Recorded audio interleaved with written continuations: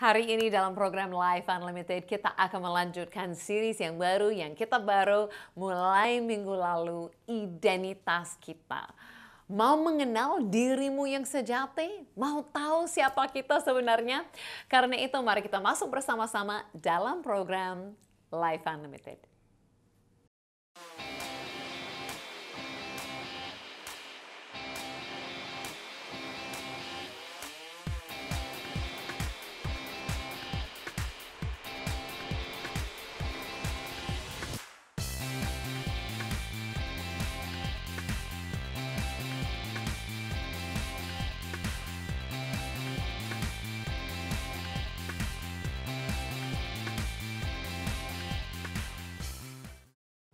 Ya, halo kepada semua pemirsa Life Unlimited. Apa kabar? Saya harap semua baik-baik, luar biasa, sehat dan bersuka cita. Hari ini ketemu dengan saya, Susan Hoover. Kita di dalam program Life Unlimited. Dan hari ini kita akan melanjutkan series yang kita baru buka. Wah, saya semangat untuk hal ini, di mana kita sama-sama akan temukan siapa diri kita sebenarnya. Identitasku, ya. Itu adalah series yang baru, Identitasku. Dan saya harap setiap orang pemirsa akan benar-benar temukan siapa diri kita. Kenapa? Karena memang identitas kita itu boleh mengalami perubahan. Ya, kita lahir di dunia ini, ya kita tahu siapa kita dari kelahiran, itu di kampung mana, atau kota mana, daerah mana, siapa orang tua. Mungkin tahu tanggal kelahiran dan yang lain-lain seperti itu. Tapi bukan saja itu yang menentukan hidup. Sejak kita percaya kepada Yesus, kita juga ada identitas baru. Jadi kita harus tahu siapa kita supaya kita bisa hidup sesuai identitas kita itu. Ya, tapi sebelum kita masuk hari ini dan tahu identitas yang baru itu, saya mau memberikan satu kesaksian ya, karena sepanjang program ini bisa lihat ada nomor WhatsApp, ada nomor telepon, dan berbagai social media yang lain. Boleh hubungi kami. Nah, ada tim dari program Life Unlimited ini yang siap untuk menjawab, membalas semua WhatsApp, mungkin dengan doa, dengan kata-kata yang menguatkan, dengan menjawab pertanyaan, dan yang lain-lain. Setiap bulan kami terima cukup banyak pemirsa yang hubungi kami dengan permintaan doa. Dan saya bersyukur tidak hanya semua yang ada permintaan doanya. Setelah didoakan, sering sekali dihubungi kembali dengan kabar-kabar, dengan kesaksian-kesaksian apa yang Tuhan sudah lakukan. Seperti hari ini saya mau baca satu dari Sulawesi Utara. Ada seorang bapak yang hubungi kemarin. Nah, dia memberi kesaksian seperti ini. Ini yang dia kirim. Dia berkata, "Shalom, kami sekeluarga mengucapkan banyak terima kasih kepada tim yang doa. Karena saat ini mukjizat Tuhan sudah kami rasakan. Nah, jantung dengan lambung sudah jauh lebih baik sebelumnya. Sakit, ya, ada masalah jantung dan lambung. Sekali lagi kami ucapkan terima kasih karena sudah mendoakan 3 minggu yang lalu, sudah mendoakan Bapak ini. Dan saat ini dia sudah merasa sehat, Tuhan Yesus berkati." Ya, terima kasih juga kepada Bapak yang ada di Sulawesi Utara. Kami sangat senang sekali mendengar kabar seperti ini ya. Banyak yang minta didoakan, tidak semua yang beri kabar kembali lagi. Terima kasih, ini dalam waktu 3 bulan sudah rasakan perubahannya begitu jauh dalam kesehatannya, jantung dan lambungnya. Nah, saya percaya untuk semua pemirsa dimanapun berada, apapun situasinya, apapun kondisi kesehatanmu saat ini, percaya bahwa Tuhan sanggup menyembuhkan. Jadi boleh hubungi kami setelah program ini selesai. Dan itu pun yang saya mau bicarakan hari ini, bukan saja perubahan dalam kesehatan ya, atau kesembuhan, tetapi saya mau sampaikan hari ini, identitas kita adalah orang-orang yang diubahkan Tuhan.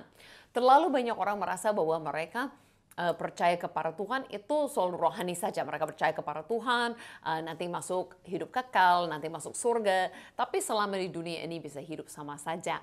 Nah, itu bisa tetap masuk surga, ya, bisa tetap menikmati hidup kekal bersama dengan Tuhan. Tapi ternyata Tuhan ada rencana bagi kita di dunia ini. Dan Tuhan sanggup dari apa yang kita terima dalam roh, itu perubahan total dan bisa juga dinyatakan dalam kehidupan kita. Perubahan-perubahan yang Tuhan lakukan. Jadi jangan memikir identitas kita adalah orang yang belum diubahkan. Bukan itu sesuai firman Tuhan. Saya percaya sesuai firman Tuhan adalah kita percaya sejak kita menerima Yesus, kita sudah berubah, kita sudah diubahkan. Jadi ini sangat penting bagaimana kita akan belajar hari ini. Tips-tips ya, perubahan yang kita sudah terima di dalam Yesus, bagaimana itu dinyatakan di dalam kehidupan kita. Terutama kita akan baca ini dari Rasul Paulus. Nah kalau kita tahu Rasul Paulus latar belakangnya bukan seorang rasul.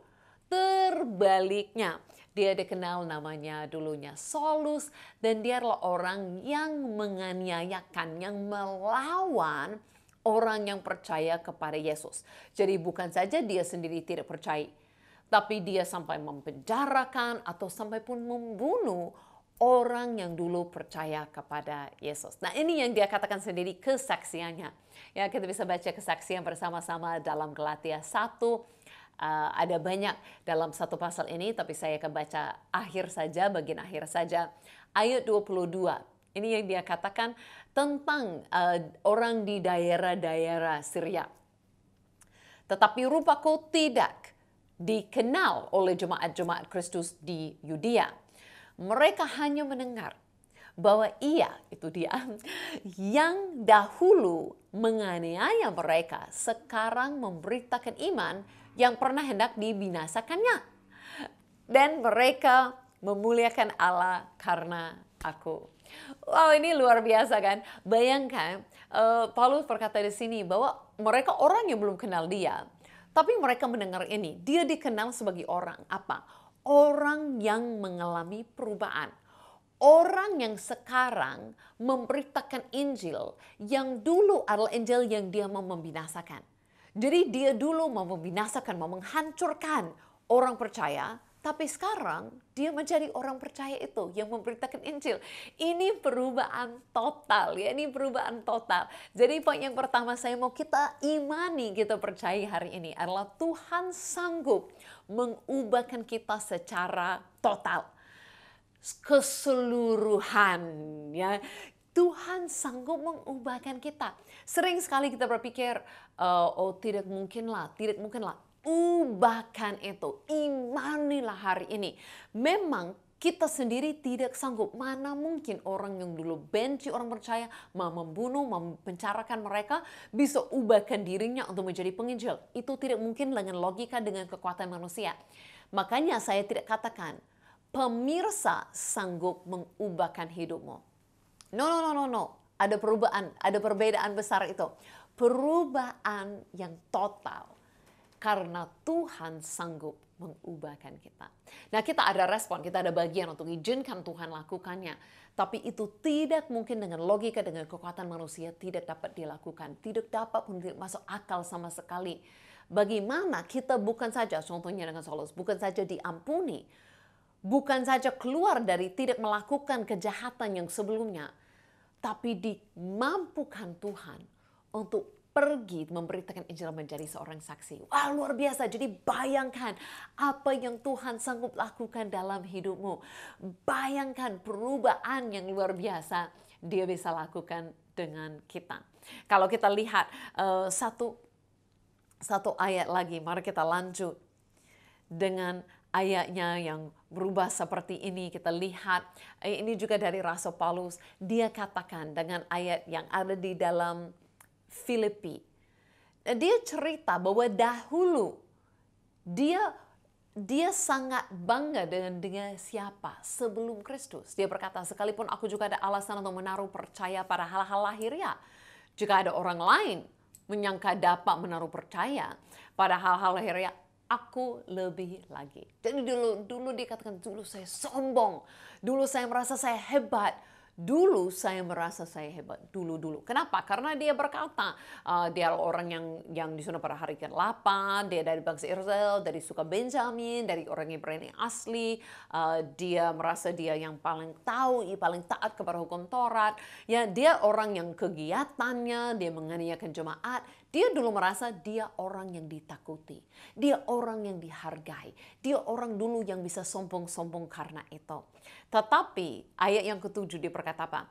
Tetapi apa yang dahulu merupakan keuntungan bagiku, sekarang ku anggap rugi karena Kristus. Jadi ada perubahan yang terjadi, bukan saja perubahan yang terjadi dalam tenda lakunya, itu perubahan terjadi dalam apa? Pandangannya terhadap diri sendiri. Nah ini tipsnya bagi kita. Kalau kita mau mengalami perubahan apa yang sudah Tuhan taruh melalui rohnya di dalam kehidupan kita. Bagaimana menjadi kenyataan dalam hidup kita. Kita harus percaya perubahan itu di dalam sudah terjadi. Jadi apa yang Rasul Paulus lakukan di sini? Berkata, perubahan terhadap pandangan diri sendiri. Dia merubah cara dia memandang diri sendiri. Dan dia berkata, ayat ke-8, malahan segala sesuatu ku anggap rugi karena pengenalan akan Yesus Kristus. Kristus Yesus, Tuhanku lebih mulia daripada semuanya. Oleh karena dialah aku telah melepaskan semuanya itu dan menganggapnya sampah supaya aku memperoleh Kristus. Dia katakan apa? Dulu hal-hal yang saya banggakan, sekarang saya memandangnya itu hal yang sama. Tempat kelahirannya, sukunya nggak berubah, itu dia masih punya. Tapi dia berkata apa? Kenapa seperti sampah? Seperti tidak berguna lagi. Karena kebanggaannya sekarang bukan dengan dia siapa, kelahirannya dulu. Kebanggaannya sekarang adalah dia menganggap dirinya adalah apa?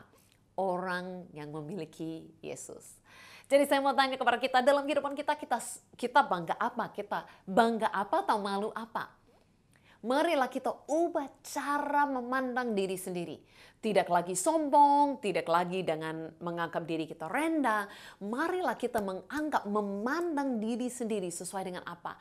Siapa yang kita ada di dalam Kristus Yesus. Bahkan Rasul Paulus katakan dalam ayat yang ke-9. Dia berkata apa? Dan berada di dalam dia. Bukan karena kebenaranku sendiri. Karena mentaati hukum Taurat. Melainkan dengan kebenaran karena kepercayaan pada Kristus Yesus. Yaitu kebenaran yang Allah anugerahkan berdasarkan kepercayaan. Jadi dia katakan sekarang apa?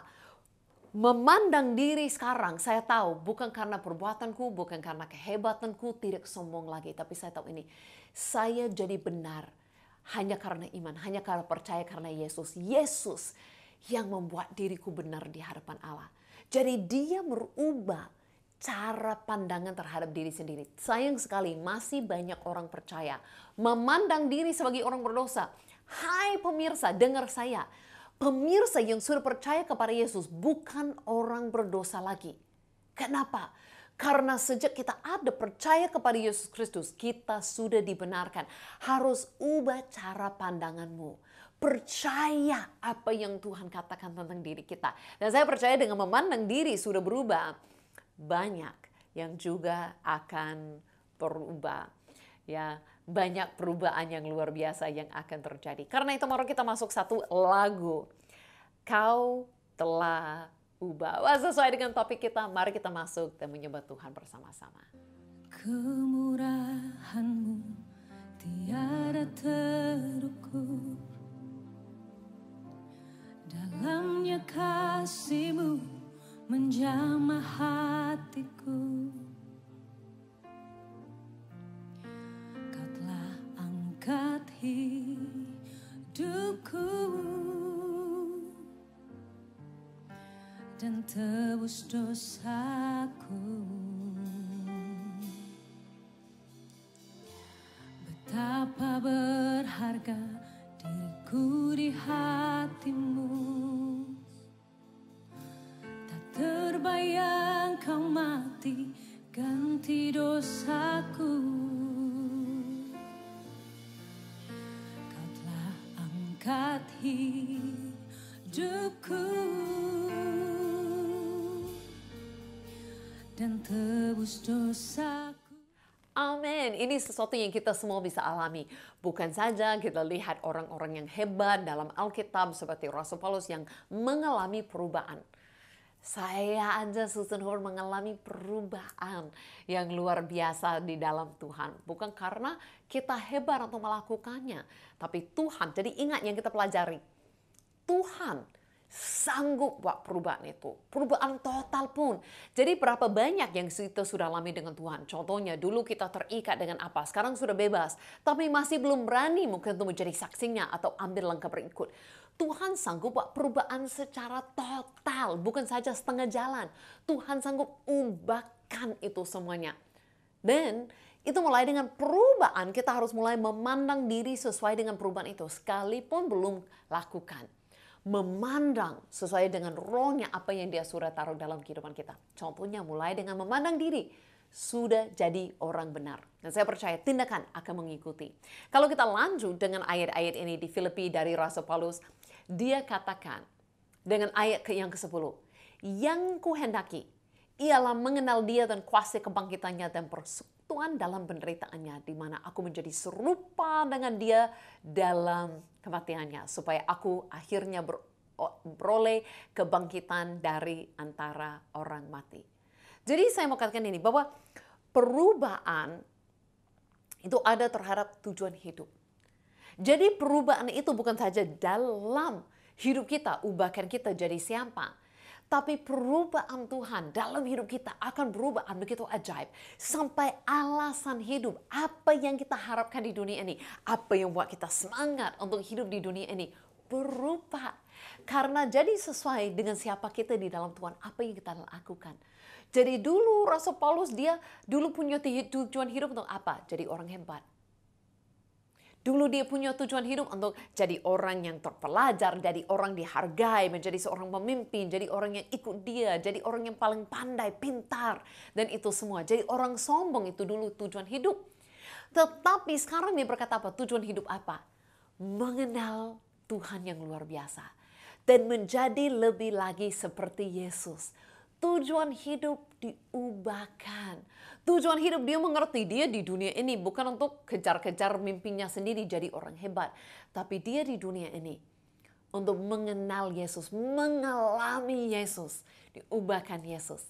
Luar biasa sekali. Jadi saya harap hari ini kita adalah orang, kalau kita percaya kepada Yesus sebagai Tuhan dan Juru Selamat, kita juga mengerti tujuan kita di dunia ini bukan lagi hanya jadi orang terkenal, orang kaya, orang siapa. Tapi kita mengerti tujuan hidup berubah.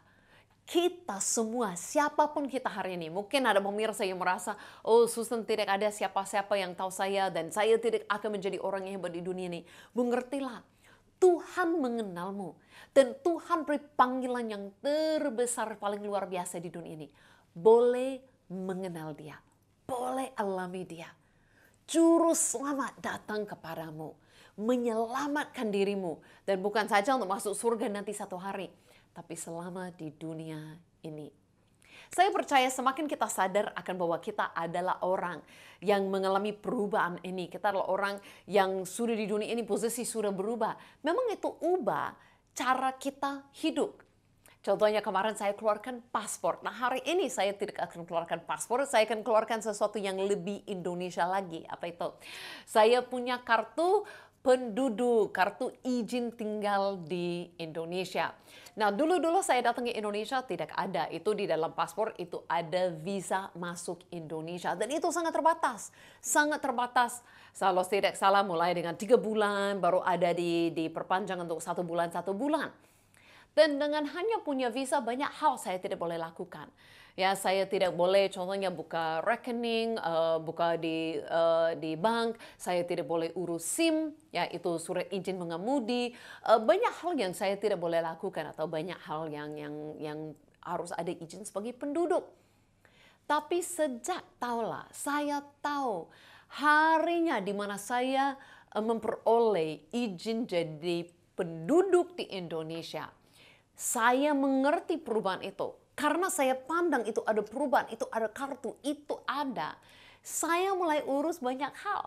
Nah saya belum punya semua izin, saya belum punya posisi sama dengan banyak pemirsa yang adalah warga negara Indonesia, WNI. Kalau WNI, wah pasti jauh di atas saya ya.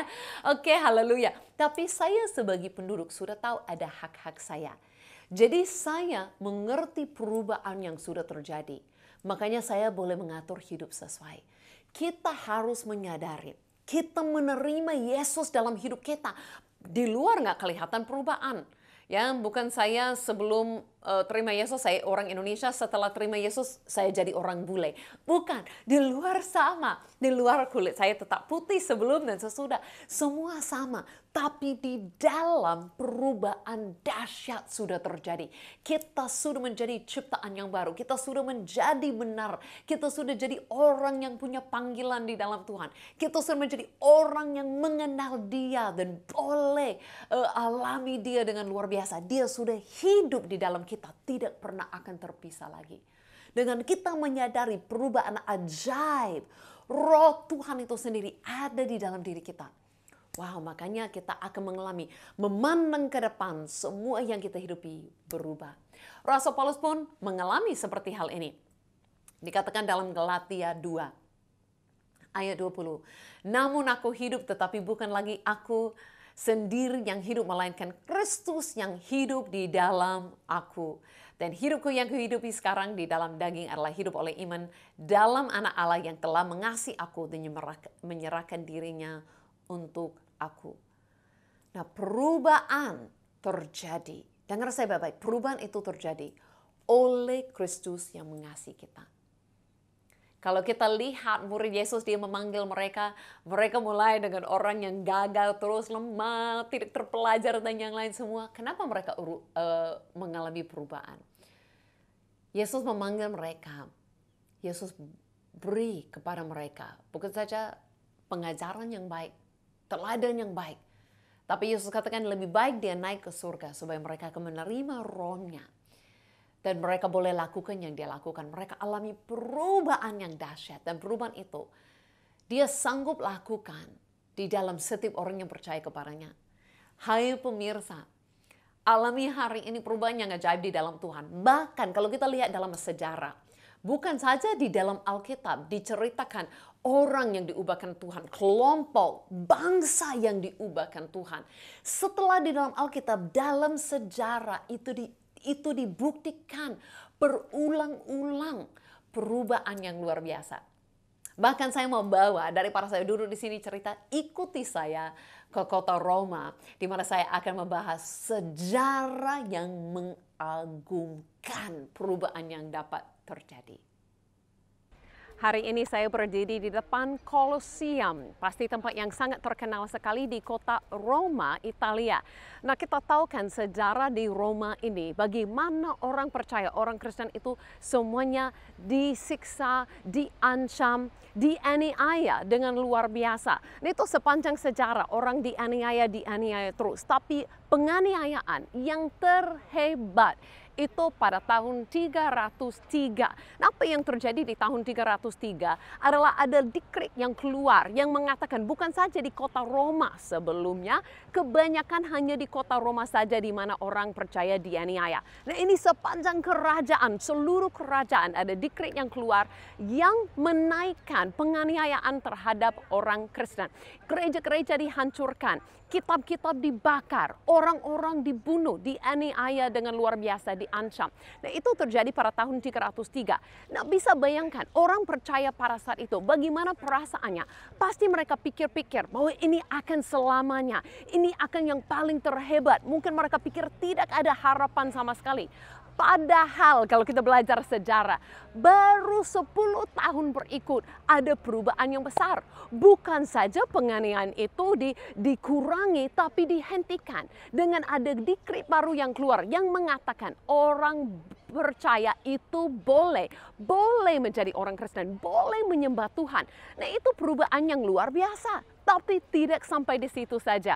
Sebelum itu pun berakhir sampai tahun 400 sudah ada perubahan lebih besar lagi. Ada satu orang kaisar itu Konstantin yang menjadi orang percaya. Nah, itu luar daripada yang dibayangkan. Bukan saja mereka boleh percaya, tapi orang pemimpin pun menjadi salah satu orang percaya. Dan kaisar yang berikut pun menyatakan dan berkata bahwa kekristenan itu, agama Kristen itu menjadi agama orang Roma. Wah, ini sesuatu yang luar biasa sekali. Ini sejarah loh, ini fakta-fakta yang kita boleh baca hari ini. Bahwa dari penganiayaan terhebat, 10 tahun berikut dibolehkan orang percaya. Dengan 50 tahun berikut, orang pemimpin menjadi percaya dan menyatakan bahwa itu adalah agama kepercayaan orang Roma semua. Perubahan dahsyat tidak sampai 100 tahun. Nah, ini mengingatkan saya juga kepada kita semua hari ini. Betapa cepatnya Tuhan dapat mengubahkan segala sesuatu. Dari yang paling buruk menjadi perubahan terbesar. Wow, jadi ini pasti kasih semangat dan harapan kepada kita semua hari ini. Apapun yang terjadi, betapa itu gelapnya kelihatan tidak ada harapan. Betapa Tuhan dapat mengubahkan yang mustahil menjadi mukjizat bagi kemuliaan namanya. Mari kita semua memiliki harapan yang baru hari ini. Wow, luar biasa kah? Jadi kita lihat yang Tuhan dapat lakukan dalam kehidupannya. Saulus, ubahkan ke Rasul Paulus. Orang yang dulu membenci, menganiayakan orang. Dapat bukan saja keluar dari kebencian, tapi dapat menjadi saksinya Tuhan memberitakan Injil. Tuhan sanggup lakukan bukan saja kepada satu orang. Tuhan pernah lakukan di sejarah Roma ternyata. Dari satu bangsa yang menganiayakan orang percaya, menjadi pusat gereja. Di mana kita lihat ada surat Roma dituliskan kepada mereka. Wow, wow, wow. Jadi mari kita ingat hari ini kita pelajari. Tuhan sanggup buat perubahan itu. Bagaimana kita alaminya? Mulai memandang diri bahwa perubahan itu sudah terjadi. Ya, mulai melihat itu sudah terjadi dan mulai lihat ke depan tujuan hidup semuanya diubahkan. Perubahan itu benar-benar ubahkan semuanya, bukan saja hal-hal rohani dalam kehidupan kita. Dan kita lihat perubahan itu hanya bisa terjadi kenapa? Karena Yesus Kristus ada di dalam kita. Tanpa Yesus mustahil. Dan kenapa dia mau? Karena itu ada Yesus yang mengasihi kita. Yesus terima dirimu apa adanya, seburuknya, selemahnya, penuh dengan dosa. Yesus menerima dirimu apa adanya. Tapi karena dia mengasihimu, dia bawa perubahan total. Itu luar biasa. Mari kita berdoa. Terima kasih Tuhan, Engkau mengasihi setiap orang pemirsa Life Unlimited hari ini. Engkau menerima mereka dalam posisi seburuk-buruknya. Tapi oleh kasih-Mu, Engkau masuk hidup mereka dan sejak Engkau masuk, sudah ada perubahan yang luar biasa terjadi. Jadi saya berdoa Tuhan, kami boleh menyadari perubahan itu sudah terjadi dan memandang diri kami sesuai dengan apa yang Engkau katakan siapakah dirimu di dalam hidup kami. Terima kasih Yesus, kami terima identitas kami ini di dalam nama-Mu. Amin. Kalau ada pemirsa yang sampai hari ini belum pernah buat keputusan untuk ikut Yesus, segera hubungi saya, segera kirim WhatsApp atau segera nelpon kami supaya kita boleh berdoa bersama-sama dan buat keputusan itu. Dan kami siap untuk ceritakan lebih lagi identitasmu yang baru di dalam Tuhan. Sampai kita jumpa lagi minggu depan, temukan identitas yang baru lagi. Saya Susan Hoover mengucapkan thank you and God bless you all.